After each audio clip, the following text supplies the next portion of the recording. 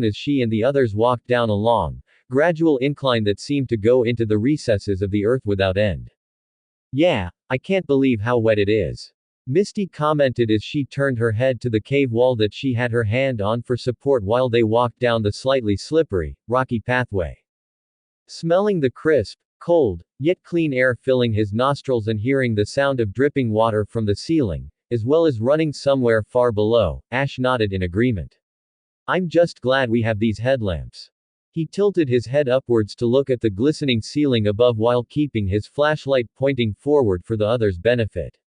Seeing the light from the headlamp illuminate what was otherwise pitch-dark blackness seconds before, he looked ahead again at all the thick shadow his flashlight was giving light to.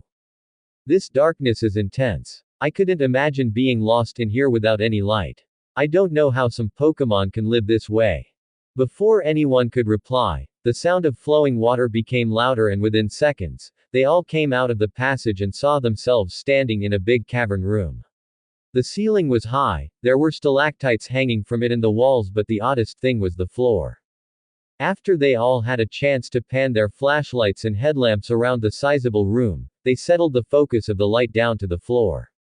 A floor in which was now submersed in what looked like at least 2 or 3 feet of water. What was more, there appeared to be at least 3 large tunnels on different ends of the cavern. 2 were on one wall in front of them and the other was on the wall to the far left. And from all 3 of those tunnels came the source of the water in the entrance cavern. Coming in the form of underground rivers that flowed steadily and without ceasing. I see, this is what Steve meant about water flooding these caves during the summer time, Brock observed as he shone his light toward one of the tunnels. Those tunnels are acting like canals that feed the water, most likely, throughout this whole cave. And I'd bet anything that in the summer time, all this water probably isn't here. It looks so deep too, Giselle commented as she knelt on the mostly dry incline they were on and looked at the water more closely. And I bet it's really cold too. They all suddenly heard a loud gasp and it caused them to turn around and see Misty as she stood up and pulled her hand back into her chest. Misty, what's wrong? What happened? Ash asked in concern as he moved over to her. The water. She shivered and put her glove back on. It's freezing to the touch, there's no way we can walk in this. Even with the clothes we have on, it'd soak right through. Giselle panned her light around and then turned to look at Misty. Then how do we explore this cave? The entire floor is covered with all of this water. The former cerulean gym leader shook her head and finished adjusting her glove. I don't know, I just know that I'm not becoming a human popsicle. I hate to say it, but Steve was probably right. This time of year just isn't the right time to explore this cave. It's not possible. Giselle looked up toward the cave ceiling at that time with her flashlight and squinted her eyes. Are those lights up there? Brock looked upward as well and saw what she was talking about. Dotted here and there throughout the cave roof were large black ceiling lights. Of course, at the moment, they were all off. Huh, you're right, Giselle, somebody did put up those lights. He then moved his own flashlight around a little and spotted each light up on the ceiling. It's probably the light source they used to illuminate this cave during the touring season. That doesn't answer my question though. Misty looked at the others. What do we do about this cold freaking water? We can't explore any part of this cave as long as that's an issue. They all thought for a time, and Ash especially had his brow furrowed in thought as he looked down at the icy cold water illuminated by his headlamp. After a few minutes passed by though, he snapped his fingers and smiled. Hey, that's it. I could always see if the Pokédex teleporter function works down here, and if so, I could always send back maybe like Diglett temporarily, and have one of my Gyarados sent here. Then we could just ride it through this cave. They're far more immune to the cold than we are, so it'll be a piece of cake with one of them here. Brock and Giselle looked like they were at least considering the idea, but Misty was quick to shoot it down. No. No way, I don't think so. The other three looked at her strangely as Ash raised an eyebrow. Can I ask why? She turned away for a moment and crossed her arms, seeming to be in a deep confliction with herself for a time, before finally turning around again and sighing. Because I'm afraid of Gyarados. No one knew what to say for a moment, but when Giselle did, it was slow and gentle. But, Misty, Gyarados is a. The other girl quickly cut her off though with a curt, I know. Okay. I know. Gyarados is a water-type Pokémon and I should be comfortable around it, but I'm not. Ash made sure he was careful and easy as he asked. Can you tell us why, maybe? After staying silent for a few moments, she sighed once more. When I was a little girl, before my parents died, my father had an old Gyarados. One day, while they were out caving, which was a favorite pastime of theirs, I was at the gym being watched by my sisters. Misty then closed her eyes.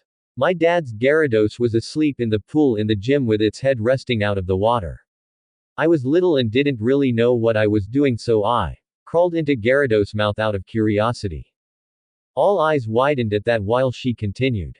Gyarados woke up and got startled when it felt I was inside of it. It closed its mouth and almost swallowed me. If it wouldn't have been for my parents coming home right then, I probably wouldn't be here right now.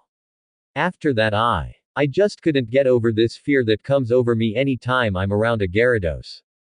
Ash blinked at her. But, Misty, I have 6 Gyarados. You've never acted strange around them before. She sighed once more. That's because I've always tried my best to control myself around them. Unless it was life-threatening, I never had a reason to get close to them on my own, so I could keep my distance. With a choice, I really don't want to ride on any Gyarados. Regardless of whose it is. Her friends left it at that, but Ash turned around and put his hands on his hips. Well, then we need to find another way to traverse the cold waters in here. Only, how is the question? Giselle nodded in agreement. We can't walk through this water, that's for sure. For one, it would soak right through even our warm clothes, as Misty said. And since the water is so dark, we could easily fall down any kind of hole we can't see. The 4 of them stopped and just thought for a time. None of them knew what to do as they stood amongst the relative chilly darkness of the large cavern with water running all around them. Eventually, however, Ash snapped his fingers and smiled. I think I have an idea. Granted, it's a little odd and may not work, but it's better than nothing. He then looked at his friends. Bear with me here guys, but what if we let Hunter help us? Brock blinked. Ash, you know Haunter isn't a water-type Pokémon that can swim. The younger boy nodded. Yeah, I know, but I'm talking about his psychic powers. Haunter has massive reserves of energy and I've never seen him run out yet.